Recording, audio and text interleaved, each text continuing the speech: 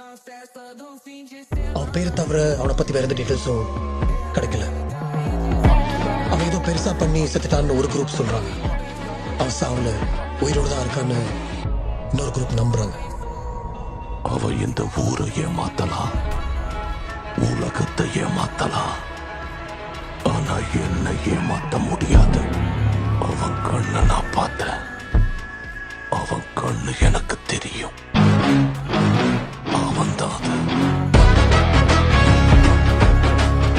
பார்த்திபனா இருந்தா 4 பேர் போதும், ஆனா அதுவே லியோவா இருந்தா நம்ம மொத்த ஊரே போனாலும் பத்தாது.